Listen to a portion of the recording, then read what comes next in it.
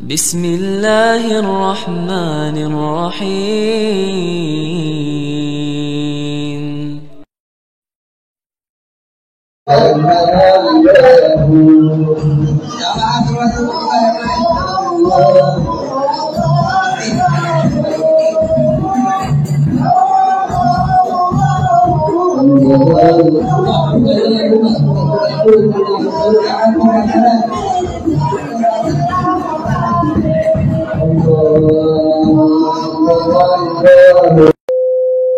Assalamualaikum warahmatullahi wabarakatuh. Alhamdulillah hamdan katsiran thayyiban mubarakan fi kama yuhibbu rabbuna wa yarda. Amma ba'du. Kaum muslimin yang semoga dirahmati Allah Subhanahu wa taala.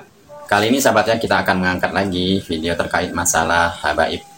Yang dimana sekarang ini banyak sekali kasus-kasus tentang para habaib ini, dan alhamdulillah satu persatu para muhibin habaib ini telah mulai sadar dan mereka sudah banyak yang menolak dan meninggalkan para habaib ini. Lantaran sahabatnya karena para habaib ini banyak sekali yang mengaku-ngaku keturunan Rasulullah SAW, dan ternyata nasab mereka itu nasab yang tidak jelas. Bahkan banyak sumber yang membuktikan bahwa nasab mereka itu adalah bukan keturunan Rasulullah SAW. Bahkan sahabatnya ada juga yang mengatakan mereka adalah keturunan orang Yahudi. Dan di sini sahabatnya saya akan menampilkan cerita seorang muhibin para habaib yang bercerita telah taubat untuk mengikuti jejak-jejak para habaib ini. Lantaran muhibinnya habaib ini malu dengan kasus Habib kemarin yang beredar video bahwa ada seorang Habib yang menggauli istri tetangga.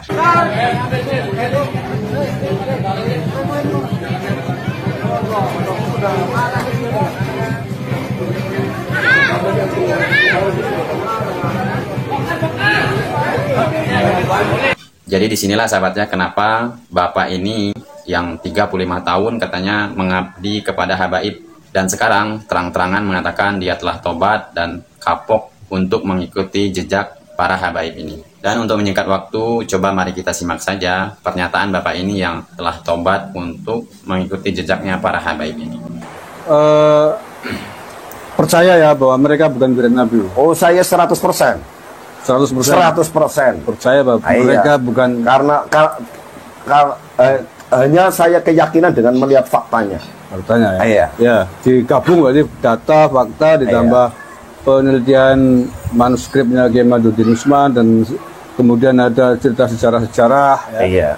Akhirnya 100% tidak percaya bahwa tidak mereka percaya kalau saya yakin. Kalau saya yakin kalau dzurriyyah Rasul betul, tidak mungkin akan maksiat yang seperti itu yang saya alami.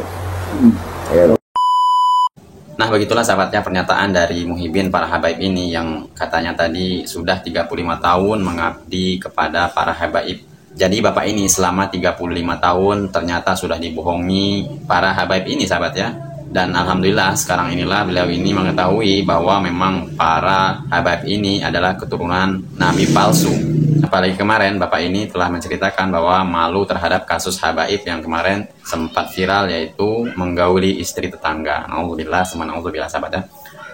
Memang sekarang ini sudah saatnya sahabatnya kita untuk berpikir cerdas bagaimana kita menyikapi tentang kebobrokan para habaib ini, yang sangat banyak sekali beredar video-video tentang kebohongan atau cerita-cerita halu dari para habaib ini. Ada yang bisa terbang, bahkan ada yang bisa menurunkan rantai dari langit. Ada juga sahabatnya yang bisa mengirimkan surat untuk malaikat munkar dan nakir. Dan semua video itu sahabatnya tentu sahabat semua sudah menonton tentang kejahilan atau cerita-cerita halu dari para habaib ini. Dan sekarang inilah sahabatnya untuk kita sadar dan mawas diri agar kita benar-benar mengambil ilmu yang jelas dan belajar bagaimana agama Islam ini yang sesungguhnya, yaitu kembali kepada Al-Quran dan Sunnah dan pemahaman para sahabat radhiyallahu anhu ajma'in.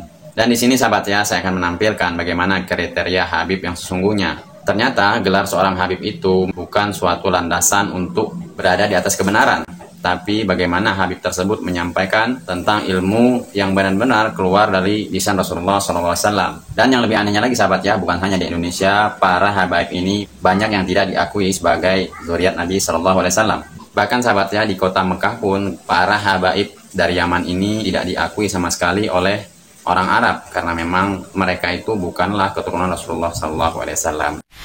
Beberapa hamba Allah yang mereka misalnya adalah kebetulan punya garis keturunan dengan Nabi Shallallahu Alaihi Wasallam yang kemudian ditokohkan misalnya. Sebenarnya ini juga pembahasan khusus. Kami ada materi mudah-mudahan di YouTube masih ada. Cukup panjang materinya, pernah kami sampaikan di Cilegon, dan ini perlu diketahui, dan di sana kami jelaskan tentang panduan-panduan utama tentang membedakan siapa mereka, apa kriterianya, bagaimana cara mengenal mereka, dan siapa dari mereka yang perlu dan harus kita jadikan panutan, panduan. Karena tidak semua hanya dengan sekedar yang namanya punya garis keturunan, tetapi di dalam aplikasinya, di dalam mereka membawa daripada keturunan tadi itu tidak sesuai dengan asalnya, yaitu Nabi kita Muhammad sallallahu alaihi wasallam, sehingga tidak menjadi mutlak bagi kita untuk menjadi panutan. Tidak menjadi panutan. Yang jelas panutan kita yang paling utama adalah Nabi sallallahu alaihi wasallam, kemudian kebenaran yang datang dari Nabi yang dilanjutkan oleh generasi yang mulia, siapapun mereka daripada yang membawa daripada kebenaran ini.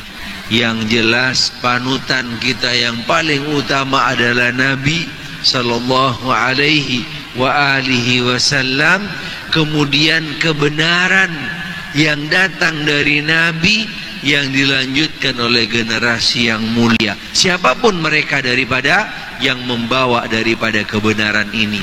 Siapapun mereka daripada yang membawa daripada kebenaran ini. Ketika kebenaran itu datang dari salah satu orang yang memang punya garis keturunan, paling tidak mereka yang mungkin punya kelebihan, punya bonus yang datang, yang diberikan oleh Allah Subhanahu wa ta'ala. Karena seseorang punya yang namanya garis keturunan tidak pernah dengan yang sifatnya meminta, karena itu adalah anugerah karunia dari Allah Subhanahu wa ta'ala. Sehingga perlu kita bisa memposisikannya masing-masing. Mereka-mereka yang punya garis keturunan, yang mungkin belum mendapatkan hidayah, yang masih jauh dari sunnah, kita doakan mudah-mudahan Allah Ta'ala kembalikan mereka kepada asalnya, yaitu kepada garis keturunan yang asal daripada mereka, yaitu Rasulullah sallallahu alaihi wasallam. Dan dari mereka juga, dari mereka tentunya seperti yang kami jelaskan, tidak semuanya, walaupun mayoritas mereka insya Allah ahli sunnah, walaupun ada beberapa dari mereka yang memang perlu didoakan, perlu diluruskan. Insya Allah mudah-mudahan mereka lah orang-orang yang insya Allah bisa membawa daripada sunnah Nabi Shallallahu Alaihi Wasallam ke depannya insya Allah. Karena kembali kepada asalnya, siapapun daripada manusia tidak ada yang sempurna dari manapun asalnya. Karena dengan hanya sekedar garis turunan tidak memberikan kelebihan. Ketika mereka tidak ada di jalan Allah, ketaatan kepada Allah, tidak mengikuti tuntunan yang datang dari Nabi Shallallahu Alaihi Wasallam. Karena dengan hanya sekedar garis turunan tidak memberikan kelebihan. Ketika mereka tidak ada di jalan Allah, ketaatan kepada Allah, tidak mengikuti tuntunan yang datang dari Nabi sallallahu alaihi wasallam, faman abta'a fala yusri' lahu nasabuh. Ketika mereka memang tidak sesuai di dalam membawa, di dalam menjalankan apa yang datang dari agama Islam, dengan nasabnya tidak akan bisa memberikan peringkat lebih kepada mereka. Tidak ada. Karena pada dasarnya kembali kepada firman Allah Subhanahu wa ta'ala, inna akramakum indallahi atqakum. Semoga video yang saya tampilkan ini sahabat ya memberi manfaat untuk kita semua, agar memang kita harus benar-benar memilih guru walaupun dia bergelar seorang habaib sekalipun. Jika habaib tersebut hanya bercerita dongeng atau halu, tentunya itu tidak pantas untuk kita ambil ilmunya sahabat ya. Seperti yang dikatakan oleh Habib Salim Al-Mudhar tadi. Semoga video saya ini bermanfaat. Sallallahu alaihi Muhammad. Assalamualaikum warahmatullahi wabarakatuh.